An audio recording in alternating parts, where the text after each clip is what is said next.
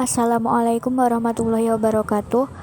Kami dari kelompok 7 akan mempresentasikan tentang Konstitusi dan UUD 1945.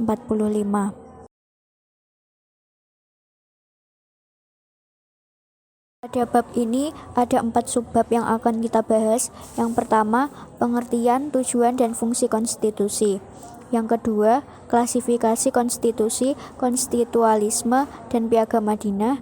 Yang ketiga, sistem perubahan konstitusi di dunia. Dan yang keempat, amandemen konstitusi Indonesia.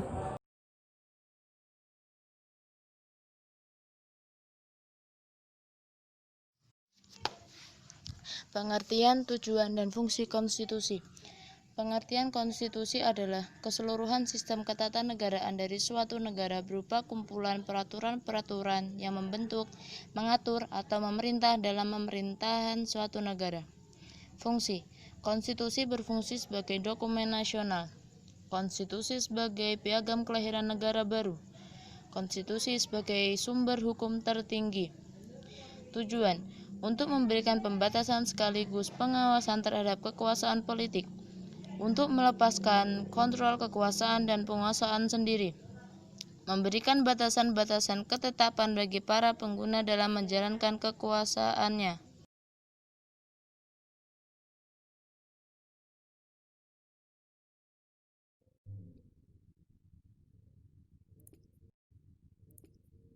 Klasifikasi konstitusi, konstitualisme, dan piagam Madinah. Hubungan antara konstitusi dan konstitualisme, yaitu hubungan antara konstitusi dengan konstitualisme merupakan sebuah paham atau ajaran tentang cara atau proses dalam perbatasan hak-hak kordati warga negara yang adil di dalam konstitusi itu sendiri. Kedudukan piagam Madinah sebagai konstitusi negara, dokumen perjanjian yang menjamin hak, menetapkan kewajiban-kewajiban, dan memuat prinsip-prinsip pemerintahan yang bersikap fundamental, yang sifatnya mengikat, untuk mengatur pemerintahan di bawah pimpinan.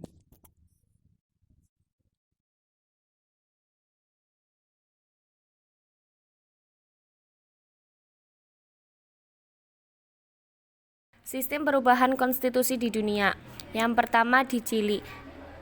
Chili adalah sebuah negara di Amerika Serikat yang sering mengalami konflik internal menyangkut permasalahan politik dan sosial. Namun Chili memiliki sistem peradilan terbaik di Amerika Latin. Yang kedua di Filipina. Konstitusi 1987 merupakan produk dari transisi pasca otoritarian sebagai reaksi terhadap ekses-ekses kediktoran Marcos. Para penyusun konstitusi menghidupkan kembali lembaga pra-UU, kondisi darurat yang dipolakan menurut bentuk pemerintahan presidensial Amerika Serikat. Beberapa upaya telah dilakukan untuk revisi konstitusi.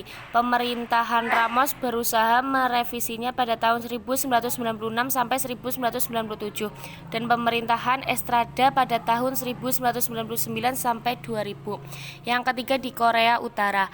Sistem pemerintahan Korea Utara dibangun di atas prinsip sentralisasi. Meskipun ketentuan konstitusi untuk demokrasi dalam prakteknya, pemimpin tertinggi Kim Jong-sung memang memegang kontrol mutlak atas pemerintahan dan negara.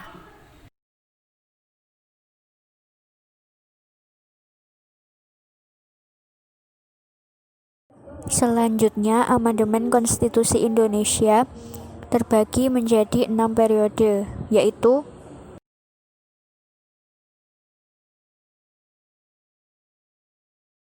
yang pertama, periode 18 Agustus 1945 sampai 27 Desember 1949, masa berlaku UUD 1945. UUD 1945 adalah hasil rancangan BPUPKI yang disahkan oleh PPKI pada tanggal 18 Agustus 1945. Menurut UUD 1945, kedaulatan berada di tangan rakyat dan dilaksanakan oleh MPR yang merupakan lembaga tertinggi negara. Sistem pemerintahan pada periode ini adalah presidensil.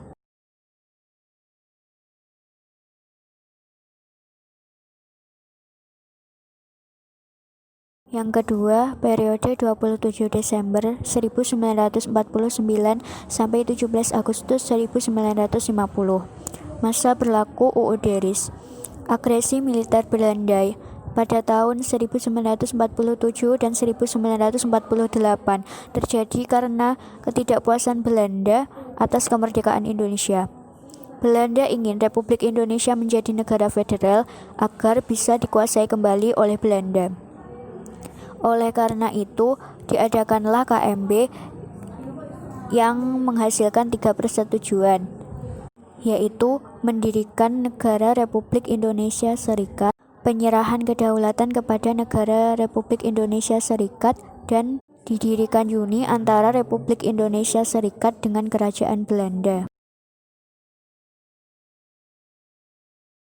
Ketiga, periode 17 Agustus 1950 sampai 5 Juli 1959. Masa berlaku UUDS 1950. Konstitusi RIS tidak berumur panjang karena isi konstitusinya adalah rekayasa dari pihak Belanda, sehingga menimbulkan tuntutan untuk kembali ke NKRI.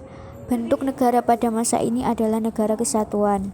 Sistem pemerintahannya adalah parlementer karena tugas-tugas eksekutif dipertanggungjawabkan oleh menteri-menteri kepada DPR.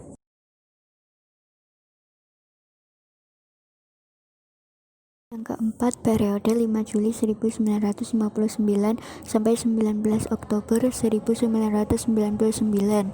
Masa berlaku UUD 1945. Pada periode ini, UUD 1945 diberlakukan kembali dengan dasar dekret Presiden tanggal 5 Juli tahun 1959.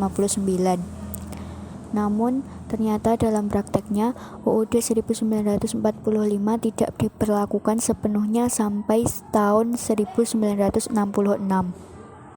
Lembaga-lembaga yang baru dibentuk bersifat sementara dan tidak berdasar secara konstitusional. Akibatnya timbullah penyimpangan sehingga meletuslah gerakan 30 September 1966 yang dipelopori oleh PKI. Pada periode ini juga terjadi pergantian kepemimpinan dari Presiden Soekarno ke Presiden Soeharto dengan dasar Surat Perintah 11 Maret.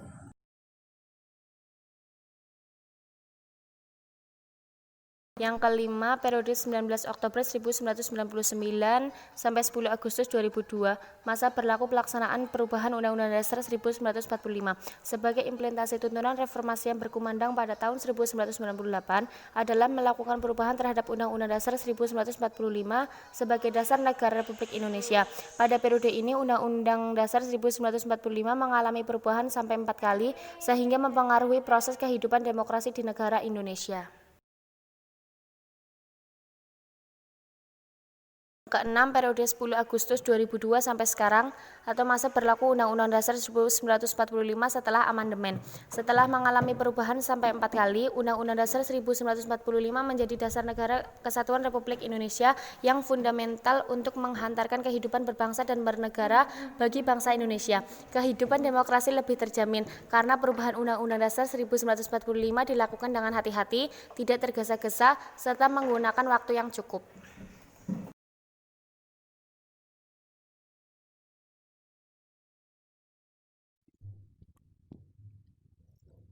Sebab-sebab terjadinya perubahan konstitusi di Indonesia.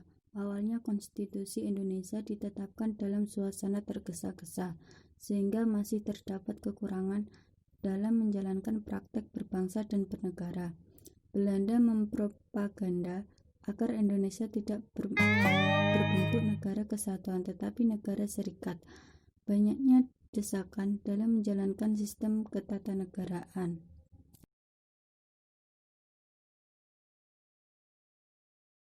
Sekian dari kelompok kami, kurang lebihnya mohon maaf.